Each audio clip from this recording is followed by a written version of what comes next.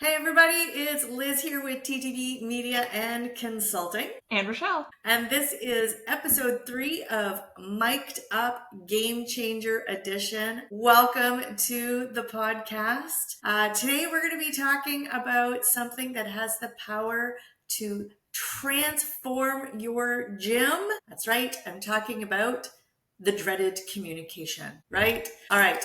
We're not going to actually cover communication with your clients. We're going to cover something way more important, and that is communicating with your staff. So you want to start, Rochelle, how a couple of different ways that we communicate with our staff? Well, we'll take a step back for a second. And I think the really important thing is, so we went to a conference about a week ago now, 2 weeks ago now, and it was in Richmond, BC, and it was called Summer Spirit Fest or the New Era Conference. And it was really great. I had the chance to talk to so many gym owners, especially in the BC Lower Mainland area. There's quite a bit of smaller gyms and they're pretty closely packed together compared to Ontario. And one of the biggest things that we had a big paper on our table. And we had people come by, and if you stop by, I had the best snacks. I went to Costco and I spent a bunch of money and I got the best snacks I could find. I actually, going through Costco, I had to put back so many snacks. All those snacks that never got bought. I was just like, I need these snacks. So if you answered the question at my table, you got a snack, and you could also chat with me and ask me questions and that. But the biggest question that we had on the table was, what is the biggest struggle in your gym? And so anytime anyone would come, I would ask them, what do you think that is, right? Which would potentially be different than the person that's next to you. And it might be different than your director. It might be different than the gym owner. Maybe if you have a partner as a gym owner, that's a great way to start that conversation, right? I love it. And I also think that so many booths at conferences are all about selling. And so I know for you and I, it's a huge thing of just conversations and going back to the fact that people buy from people. And when you can understand someone's business and you can understand the actual struggles they're going through, your relationship way better, right? The same thing is when I understand that your child wants to be competitive and they want to be pushed, so let's put them in the prep or elite stream. They're going to have a way more successful season than just chilling a novice, having a ton of fun. And this kid is I want to go, right? So yeah, people would come by, they'd stop, and they would ask it. And the biggest one, and I was surprised, because I was thinking it was going to be, we need more kids and we need more revenue, right? We need more people, we need more money. Always. Right? That always seems to be the top two things. Yeah, 100%. That wasn't what it was, actually. There was two things. So it was from a gym owner and a director side. It was communicating with staff and the coaches that stopped by. They were wanting more communication and better communication, which I was did not think that was going to show up as the answer, but I mapped it out and marked it out, and then I had so much fun with it. You geeked out. You geeked out on the paper that asked the question. 100% geeked out. If you've been hanging out here with us for a while, we are all about the numbers. We are all about geeking out.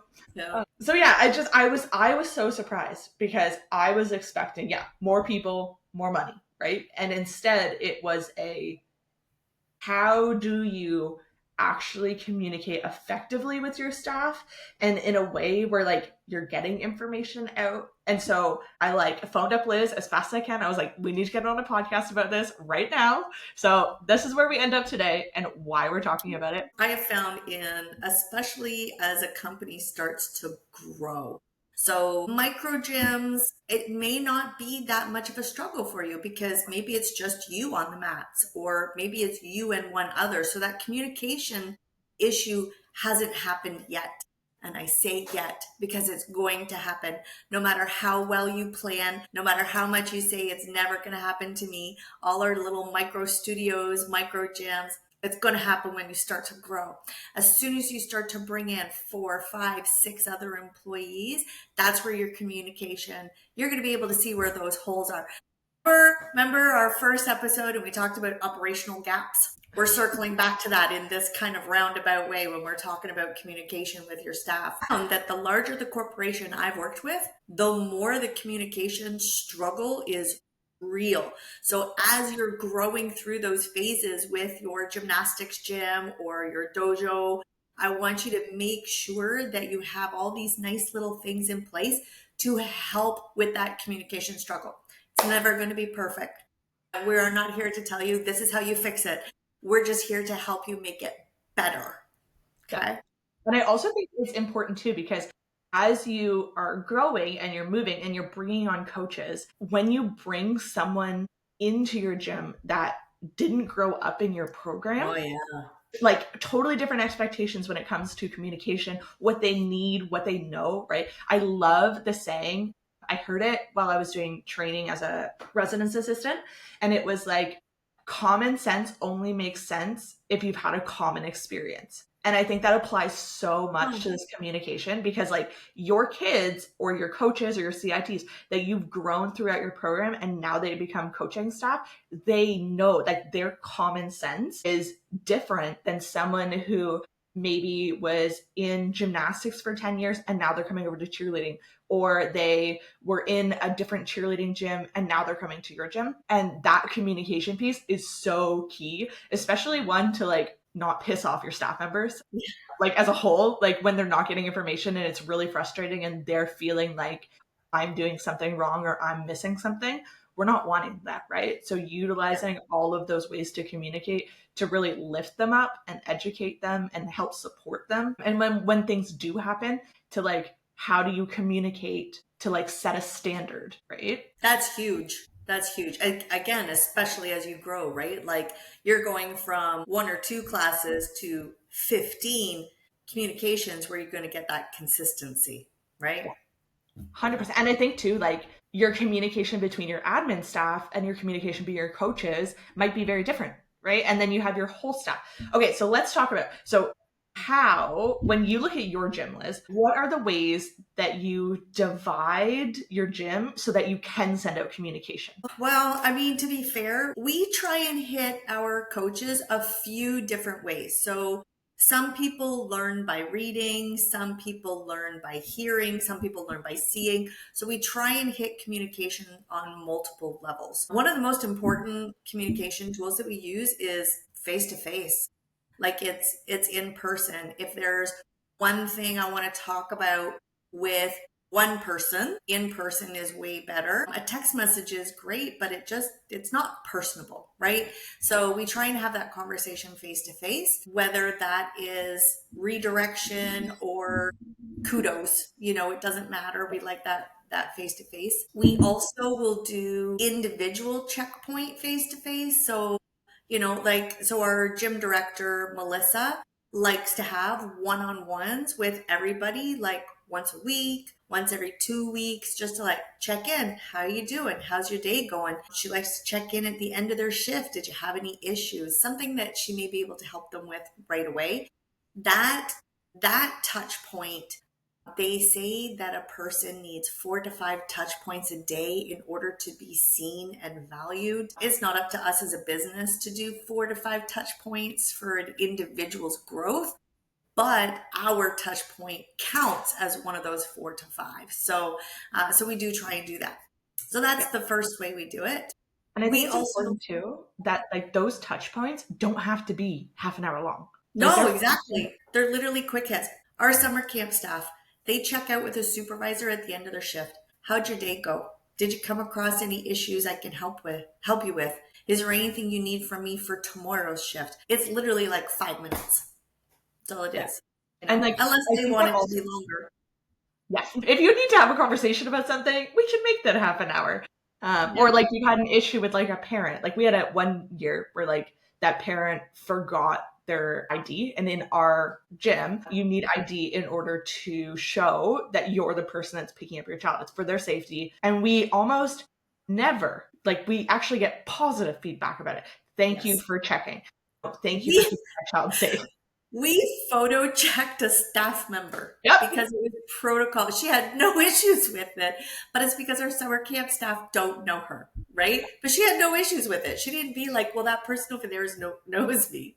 Yeah. But this Yeah. this parent like totally freaked out on this staff member. And like this staff member, 15-year-old, like first job, and that requires That requires a debrief. That requires a longer check-in. And then that also requires a follow-up to the whole staff being like, hey, this is the protocol. If this happens, this is what you do.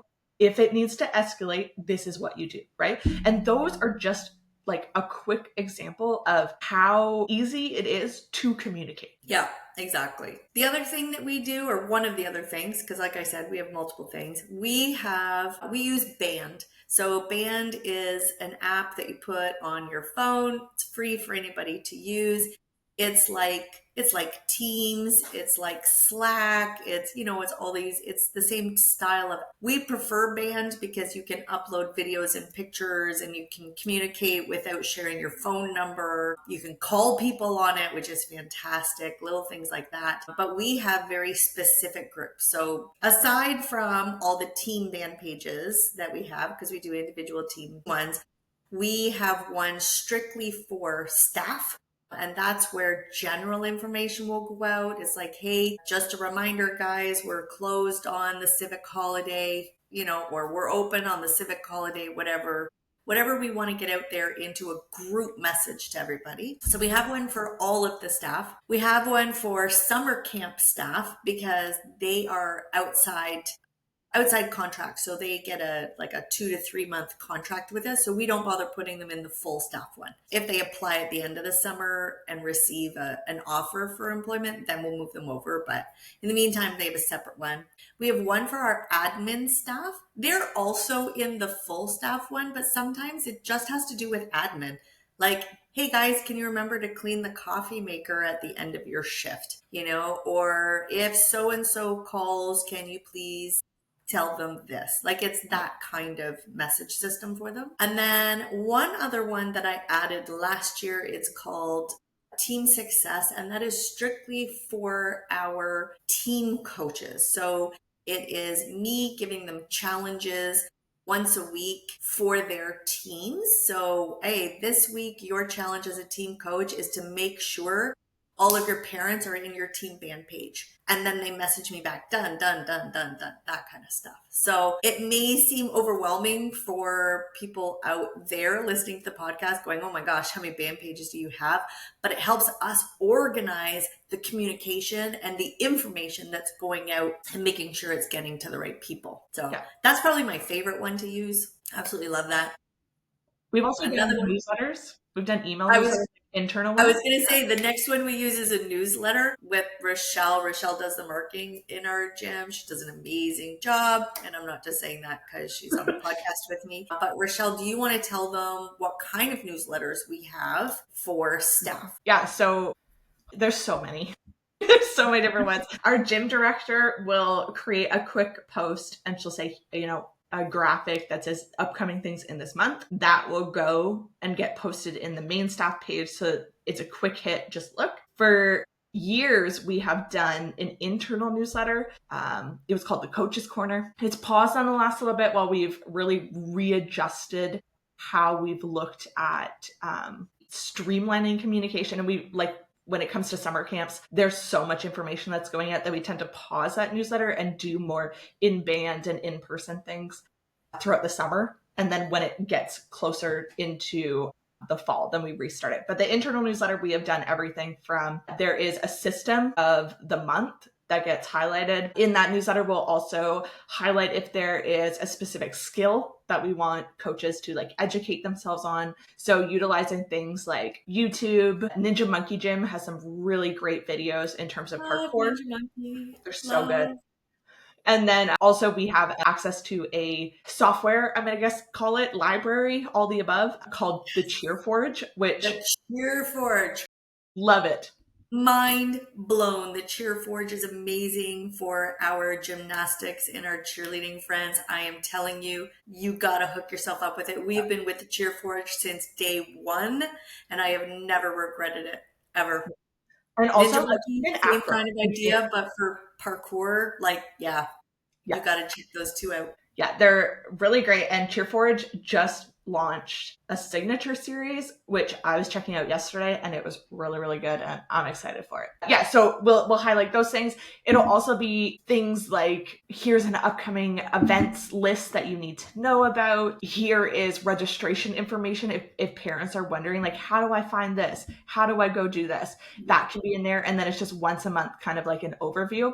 We also have a whiteboard at the front of the gym, and it has upcoming events. And so it's not just for the parents. And I think that's really important too. It's so that the staff can utilize that. So when they're walking in, they're going to see it anyways, right? So they can refer to it. If they're getting questions from parents, they can pull them, like literally walk them over to this board.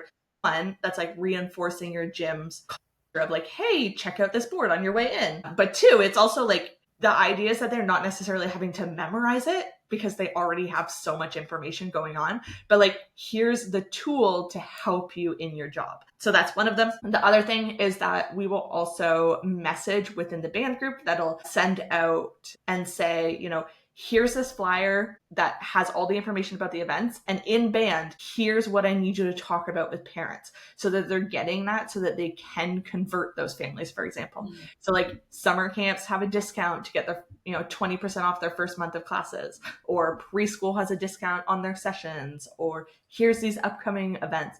And then they're looped into it and they're having those conversations and they're not feeling like left in the water when a parent comes up and they're like, I heard I can get 20% off. And they're like, what? Like, we never want to put our staff members in that situation where they're like, I have no idea what you're talking about. Because as a staff member, that can feel just like, one, like really embarrassing because you're like, what is going on? And two, like totally off kilter. Like you're just like throws your whole day off and you're like, I don't know what's going on.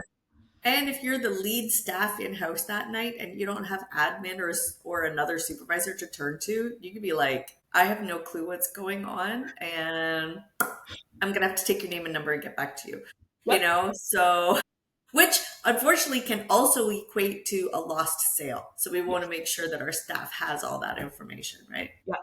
And I think also too, it does like, there's so many ways that you can communicate with people, right? If it's an email, it's banned. If you have a Facebook group, like you have a text message thread, it's so much. Text message threads are really hard, but your leadership staff also have their own communication, right? Yeah. So we do weekly directors meetings where the two directors and I get together and we talk about upcoming events. We brainstorm ideas, whether it's marketing, program creation. We ask each other, like, what do you need from me? Like maybe this person's missing one key piece of information. So they're supposed to be quick hits, but we also like each other. So we tend to talk in them as well. I think they're scheduled for 30 minutes, but they are realistically an hour and a half. And like the reality is they're not off topic. Like they're talking about kids. They're talking about they are. Like our gym director just got married, so of course that takes up part of the conversation before the wedding, after the wedding. So there's little things that kind of creep in there as well. But I'm gonna say I wouldn't change that. They tend to be long, which can be frustrating, but I also wouldn't change that feeling of closeness, of friendship that we have. So because I would much rather have a meeting that goes for an hour with somebody I like than be stuck in a meeting for a half hour with somebody that I don't like. Yeah. It's that simple. It is like the meetings are to the point where like your laptop charge dies and you've got to run and grab the charger so you can continue the meeting. It's pretty good. So one of the other ways, so speaking of meetings, one of the other ways we communicate with full staff are staff meetings. I would love to be able to have a weekly staff meeting, but reality is staff meetings are expensive. They are quite a large drain on your payroll. They're a great way to get a lot of information out in a shorter period of time. But if you're going to invest in that kind of money in a staff meeting, turn it into a training station, extend it a little bit and turn it into a training session. So like, for example, let's say you have 10 employees, your staff meeting is 1 hour and you can estimate $20 an hour per employee. Some of you guys watch from the States are going, $20 an hour. Yeah. So in Ontario, minimum wage goes up October 1st to $17.60 an hour. And then I automatically top that up because we have to pay like EI and CPP and stuff. So I just say $20 an hour. That's a $200 meeting. Extend it by 30 minutes. And now you've got a $300 training session, which you can put that, slide that into a different budget. You can share that expense with your families. That's a future mic'd up conversation about how to expense back certain things in your gym. Yeah, so we don't do those as often. Yeah. But they're, like I said, they're a great way to get a lot of information out in a shorter period of time. We run our meetings specific ways. We do kudos in the beginning where anyone can give kudos to anyone else. Like, hey, kudos to Janet. She set up for Play Zone for me so that when I came in at 9 a.m., I had time to grab a coffee instead of setting up equipment or, something like that. Which does happen all the time. It does, yeah. Well, because we like each other. Again, we like each other. Kudos coming in from outside sources. So if a family who held a birthday party had a great time, they either sent us an email or wrote us a review. We share that in the meeting as well as a kudos. Hey, you know what? Kudos going out to Haley because the birthday party on Saturday had a fantastic time. And she ran it all with professionalism and humor and you know what I mean? And just kind of do that. We talk about upcoming events. We talk about what's coming up in the next 3 months. We talk about what's coming up in the next week or what we need to do in the next week. We assign different duties to people. It gives staff members an opportunity to also come back with stuff. The other thing I do at the beginning of the meeting is I go through the agenda, what we're going to talk about, and then I say, is there anything else that's pressing that we need to talk about tonight? So that kind of opens that floor up like, hey, the yoga ball keeps deflating. Okay, well, we kind of need that for classes. So let's put that on the list and we'll brainstorm an idea for it, right? And it also gives you that chance to be like, let's have a side conversation about that. Like after the meeting, you stay behind, you and I will talk about that. Yeah, exactly. So speaking of splitting that meeting, the other thing I started to do was I took care of all gym-wide business in the beginning of the meeting because we have admin staff, recreational staff, and team coach staff all attend the same meeting. So I take care of all of the gym-wide stuff first and then say goodbye to either rec staff or admin or both. And then the team coach stuff comes last because that one tends to be a little bit drawn out, especially as you get towards competition season. But it's also stuff that the rest of the staff don't need to know. Whereas, hey, we've got an upcoming event, we've got a Nerf night coming, please promote it in your classes. That's for everybody, right? So that kind of helps a little bit with the payroll side. It also helps with the boredom side for those staff that are just like, why am I listening to, like, I don't care about which hotel you're staying at. You know what I mean? So the parkour class on Sunday and like peace. Exactly. Like I'm a casual employee. I get scheduled for birthday parties. I don't, and not that staff say that, and it certainly doesn't come across on their face. Like I said, our staff are amazing, but not everybody's staff is. Maybe you've got that casual person that's sitting there going, I literally do birthday parties. I don't care that the dojo down the street is holding a competition. Like I just, you know what I mean? So yeah, that kind of stuff. So yeah. And I also think like communicating with your staff doesn't always need to be like program and marketing and sales specific. Like it could be, hey, we're noticing an issue that like all of our walkovers are actually a fall to bridge kickover. So like for the next month, your challenge is to work on back walkovers, and here are the different shapes. Like I want you to hit that backwards T, and then I want you to hit the 12 o'clock in your bridge, and then they're kicking over from there. Like it's even like you can challenge staff to be like, in our cartwheels, for example, like any forward skills, we step forward, right? Instead of the foot going backwards, and like now their weight's backwards. Or like our cradles are like our flyers in all of our teams aren't riding to the top of the cradle. So like here's your action item that you can do, right? And I think too, like when you have different programs, like you have parkour, you have tumbling, you have cheerleading, there are skills that overlap that you can then challenge all the staff to, right? Like a front roll should look the exact same no matter what part of your gym you're at. Or like a handstand, right? Is their head looking at their hands? Is it like sticking out? Are they like tucking their head in so that, their ears are hidden by their arms? Those are all trainable moments that you can make a quick like selfie video about. You can post it in your band. It doesn't need to be like this really super big like staff meeting about this one thing, unless you're doing a training session on tumbling technique, right? Yeah, exactly.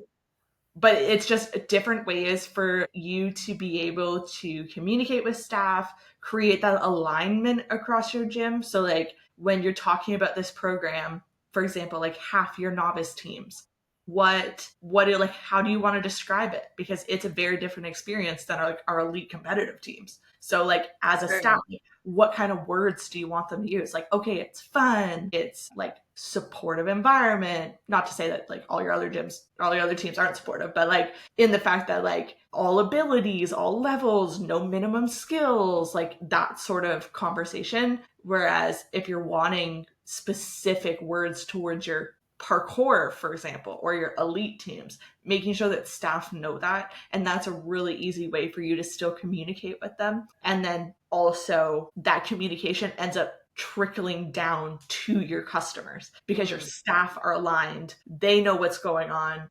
Everyone's on the same page, everyone's using the same terms, and then your customers are getting that experience too. Like you need to create the same experience for your staff that you're creating for your customers. Absolutely. Absolutely. I find too that when you do that, your staff will have a lot more buy-in to your culture. They'll have more respect for their job. They'll have more pride for their job, and they'll become your biggest fans. That Yeah. communication is key. And they'll want to be there and they'll want to stay. Yeah, exactly. Which is Exactly. like, Retention. yeah, retention of your staff. Like we focus so much on customers, but like your staff retention and your staff happiness ultimately affect your programs. 100%. Yeah. 100%. Yep. Retention is key. And you guys, I mean, being in that youth sport empowerment field, how much of a turnover do you have? Because we grow coaches from our own gym with our own culture, and these are amazing people that then leave us to go do amazing things in life. So you want them to do that, but you also want them to be comfortable enough to come back, Yeah. right? Yeah. Yeah. Yeah. So make time for your coaches to be heard. It builds that investment, creates a cohesive environment for your staff, for your customers, for your gym, builds into that gym culture. It's like a giant funnel, which we could go over a whole other episode on. But making sure that you are giving your coaches clear communication, that it's purposeful, it's consistent, and that will ultimately impact your program and like every aspect of it to the max. Absolutely. Okay. You want to close us off, Rochelle? I was gonna say really quickly, do you have your coffee? I don't have coffee today. I was gonna say I have my fun little saying, and it says it's official. You're awesome. And I thought that was perfect. So it's official. You are set up for success. You are set up to be awesome today. If you want to hang out with us some more and have these conversations, make sure to join our free Facebook group. It is called The Game Changers, and we will link it into the description below. But you can always send us a message on social media, TTB Consulting on Facebook and TTB underscore consulting, media consulting. Yeah. Yeah. TTB media underscore consulting. TV media. Put Yeah. the media in there first. Yeah, you'll find it. Look Or for the green. there you go. Or just follow this little video back to wherever you found it. There you go. There you go. All right. Thanks for joining us, you guys, and we will see you next time on Mic'd Up.